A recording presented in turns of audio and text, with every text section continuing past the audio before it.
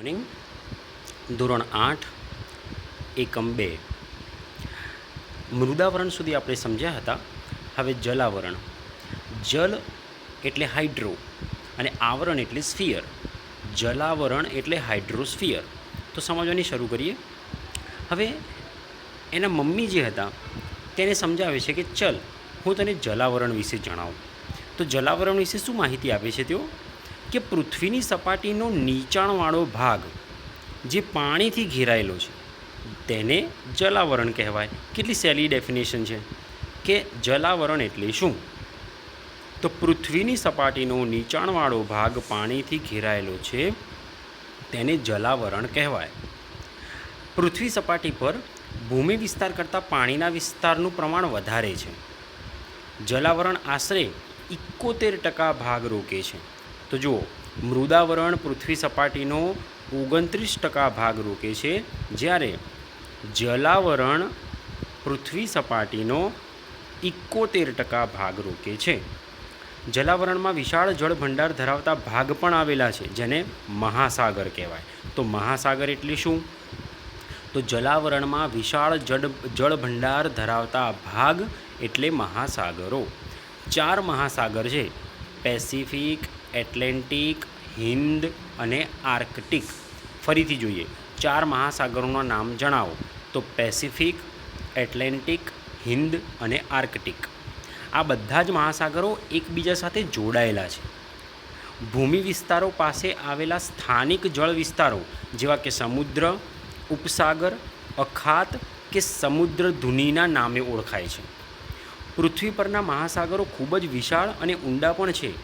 કેટલીક જગ્યાએ તો મહાસાગરોની ઊંડાઈ 10થી 11 કિલોમીટર જેટલી, જેને ઊંડી ખાઈઓ કહેવાય.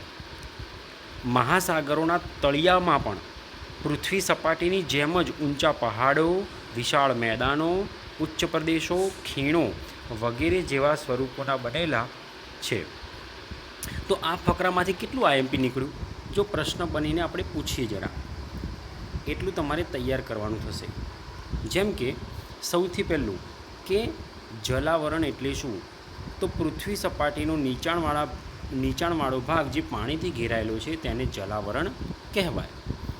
બીજું કે ભૂમિ વિસ્તાર કરતાં પાણીના વિસ્તારનું પ્રમાણ કેવું છે? વધારે. તો જુઓ, જલાવરણ પૃથ્વી સપાટીનો કેટલા ટકા ભાગ રોકે છે? તો 71%. એના પછી મહાસાગર એટલે શું? તો જલાવરણમાં વિશાળ જળ ભંડાર ધરાવતા ભાગો એટલે મહાસાગરો. 4 મહાસાગરના નામ જણાવો. તો પહેલું પેસિફિક, એટલાન્ટિક, હિન્દ અને આર્કટિક. હવે મહાસાગરના તળિયે પણ ઊંચા પહાડ, વિશાળ મેદાન, ઉચ્ચ પ્રદેશ અને ખીણો પણ આવેલા છે. તો એ તમારે યાદ રાખવાનું છે. હવે એના પછી સમુદ્રમાં કેટલું પાણી હોય? ખારું પણ હોય. તો તે આપણને ઉપયોગી થાય ખરું? તો આપણે આ પ્રશ્નનો જવાબ જોઈએ કે પૃથ્વી પરના પાણીનો 97% ભાગનું પાણી સમુદ્રમાં આવેલું છે. આપણા પૃથ્વી સપાટી પર જે 100% પાણીનો જથ્થો ગણીએ, 71% લેખે 100%નો પાણીનો જથ્થો જોઈએ, તો એ 100%માંથી 97% પાણી તો સમુદ્રમાં આવેલું છે, એટલે કે ખારું પાણી. બાકી રહેતા કેટલા ટકા વધ્યા? 3%. બાકી રહેતા 3%ના પાણીનો આશરે પોણો ભાગ બંને ધ્રુવો પર તથા હિમાલય અને બીજા ઊંચા પર્વતો પર બરફના રૂપમાં રહેલો છે.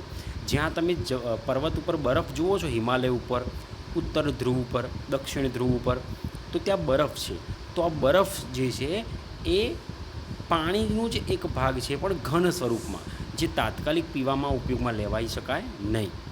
અને બાકી જે વધ્યો હવે પાણીનો ભાગ, તે કેટલુંક સરોવરમાં આવેલું, કેટલુંક નદીઓમાં અને કેટલુંક પૃથ્વીના પેટાળમાં સંગ્રહાયેલું છે.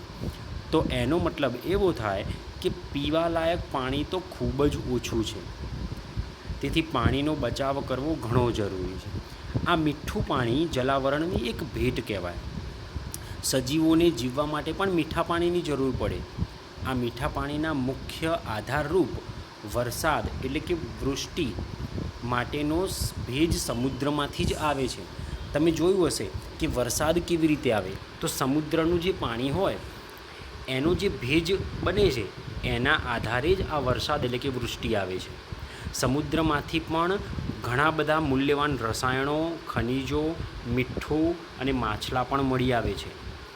જેમ ધરતી પર સજીવ સૃષ્ટિ છે ને, તેવી જ રીતે સમુદ્રમાં પણ સજીવ સૃષ્ટિ રહેલી છે. આપણે ઘણા બધા મૂવીઝ, પિક્ચર, સિરિયલ્સમાં પણ જોયેલું છે કે સમુદ્રની અંદર કેવા જીવ અસ્તિત્વમાં હોય છે. હવે આ મહાસાગરોમાં જો આપણે મહાસાગરના કિનારે ઊભા હોય, સમુદ્ર કિનારે, તો એના મોજા આવે છે, એનો પ્રવાહ આવે છે, એમાં ભરતી પણ આવે છે. તો આ પ્રચંડ શક્તિનો ઉપયોગ કરી આપણે વિદ્યુત શક્તિ પણ મેળવી શકાય. આ સિવાય મહાસાગરની અંદર મોટા મોટા બોટ, વિશાળ વિશાળ મહાકાય સ્ટીમર પણ ચાલે છે. તો તેથી જળમાર્ગ તરીકે પણ આ મહાસાગરનો ઉપયોગ થઈ શકે છે. તો જુઓ, આ બધું જ જલાવરણની ઉપયોગિતા કહેવાય, મહાસાગરની ઉપયોગિતા કહેવાય. બરાબર છે. હવે તમે અહીંયા આગળ નકશામાં જોઈ શકો છો, જ્યાં આગળ ચિત્ર દોરેલું છે તે વિસ્તાર જે છે એ ખંડ કહેવાય છે, એટલે કે જમીન વિસ્તાર. જેમ કે એશિયા, યુરોપ, આફ્રિકા, ઓસ્ટ્રેલિયા, ઉત્તર અમેરિકા, દક્ષિણ અમેરિકા અને એન્ટાર્કટિકા. તો આ બધા ખંડ છે. ત્યારબાદ જે આ ખાલી જગ્યા તમને દેખાય છે બધી, આ બધી જ ખાલી જગ્યાઓ, આ જ્યાં જ્યાં તમને ખાલી વિસ્તાર દેખાય છે, આ બધો જ સમુદ્ર એટલે કે મહાસાગર છે, એટલે કે જળ વિસ્તાર છે. બરાબર છે. જ્યાં આગળ હું ટપકા કરું છું એ બધા જ શું છે? જળ વિસ્તાર છે, એટલે કે મહાસાગરો, જલાવરણ. આ બધું જ જલાવરણ છે. જ્યાં આગળ આપણે ટપકા કરીએ છીએ આ બધું જ જલાવરણ કહેવાય, જેની અંદર આપણે નામ કીધું કે મહાસાગર. આ બધા જ ટપકા કર્યા તે મહાસાગરો છે. તો જુઓ, આ બધા મહાસાગર છે. ઠીક છે. હવે આગળ વધીએ. એમાં હવે જોઈએ છે વાતાવરણ, જે ત્રીજું આવરણ. વાત એટલે એટમો અને આવરણ એટલે સ્ફિયર. તો વાતાવરણ એટલે એટમોસ્ફિયર. તો તેમાં આપણે આગળ જોઈએ કે પૃથ્વીની ચારે બાજુ વીંટળાઈને આવેલા હવાના આવરણને આપણે વાતાવરણ કહીએ છીએ. તો પહેલો જ પ્રશ્ન બને કે વાતાવરણ એટલે શું? તો પૃથ્વીની ચારે બાજુ વીંટળાઈને આવેલા હવાના આવરણને વાતાવરણ કહેવાય, જે પૃથ્વીની સપાટીથી આશરે 800થી 1000 કિમી સુધી વિસ્તરેલું છે. તે મૃદાવરણ અને જલાવરણની જેમ જ નરી આંખે જોઈ શકાતું નથી. વાતાવરણમાં વિવિધ વાયુઓ, પાણીની વરાળ, ધૂળના રજકણ, ક્ષારકણ અને સૂક્ષ્મ જંતુઓ પણ ભળેલા છે. વાતાવરણ રંગહીન હોય છે, સ્વાદરહિત હોય છે અને વાસરહિત પણ હોય છે. વાતાવરણમાં ઘન, પ્રવાહી અને વાયુ તત્વોનો પણ સમાવેશ થાય. તેમાં આશરે 78% જેટલો તો નાઇટ્રોજન હોય છે અને 21% જેટલો ઓક્સિજન હોય છે અને 1% જેટલા જ અન્ય વાયુઓ આવેલા છે. પૃથ્વી સપાટીથી જેમ જેમ તમે ઉપર જાઓ તેમ તેમ વાતાવરણમાં મોટા ભાગના વાયુઓનું પ્રમાણ ઘટતું જાય છે. તેથી હવા પાતળી થતી જાય છે. કાર્બન ડાયોક્સાઇડ વાયુ ભારે હોવાથી હવાના નીચલા થરમાં તે વધારે પ્રમાણમાં છે અને ઉપર જતો ઓછો થતો જાય છે. તો આખો ફકરો આપણે જરા જોઈએ ફરીથી. હવે સૌથી પહેલાં તો વાતાવરણનું આપણે અર્થ જોયો કે પૃથ્વીની ચારે બાજુ જે વીંટળાઈને આવરણ આવેલું છે તેને વાતાવરણ કહેવાય. હવે પૃથ્વીની સપાટીથી કેટલા કિલોમીટર સુધી વાતાવરણ વિસ્તરેલું છે? તો આ પ્રશ્ન બહુ જ આઈએમપી છે. 800થી 1000 કિલોમીટર સુધી આપણે ઉપર જઈએ ત્યાં સુધી વાતાવરણ વિસ્તરેલું છે. પણ મૃદાવરણ એટલે જમીન, પર્વતો, જલાવરણ એટલે પાણી આપણે નરી આંખે જોઈ શકીએ છીએ, પણ આ વાતાવરણ જે છે એ નરી આંખે જોવાતું નથી. હવે વાતાવરણની અંદર કઈ કઈ વસ્તુઓ આવેલી છે? તો વાતાવરણમાં વિવિધ વાયુઓ, પાણીની વરાળ, ધૂળના રજકણ, ક્ષારકણ, સૂક્ષ્મ જંતુઓ આવેલા છે. વાતાવરણ કેવું હોય? તો વાતાવરણ રંગહીન હોય, સ્વાદરહિત હોય અને વાસરહિત હોય. વાતાવરણમાં ફક્ત પ્રવાહી હોય? ના, વાતાવરણમાં ઘન, પ્રવાહી અને વાયુ ત્રણેયનું મિશ્રણ છે. હવે મોસ્ટ આઈએમપી પ્રશ્ન આપણે જોઈએ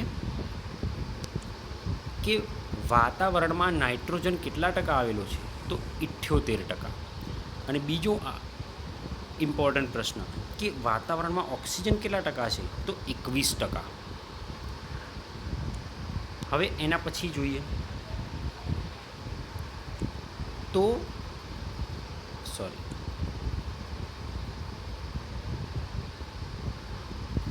પૃથ્વી સપાટીથી આપણે જેમ જેમ ઉપર જઈએ તેમ તેમ હવા પાતળી થતી જાય. હવા પાતળી થતી જાય એનો મતલબ શું? કે વાતાવરણની અંદર મોટા ભાગના જે વાયુઓ સમાયેલા છે એનું પ્રમાણ ઉપર જતાં ઓછું થતું જાય છે. અને તેથી જ કાર્બન ડાયોક્સાઇડ વાયુ જે છે એ ભારે હોય છે. તેથી તે હવાના નીચલા થરમાં એટલે જમીનથી આજુબાજુમાં જ વધારે પ્રમાણમાં હોય. અને ઉપર જઈએ એમ કાર્બન ડાયોક્સાઇડનું પ્રમાણ શું થતું જાય છે? ઓછું થતું જાય છે. તો હવે પછીનું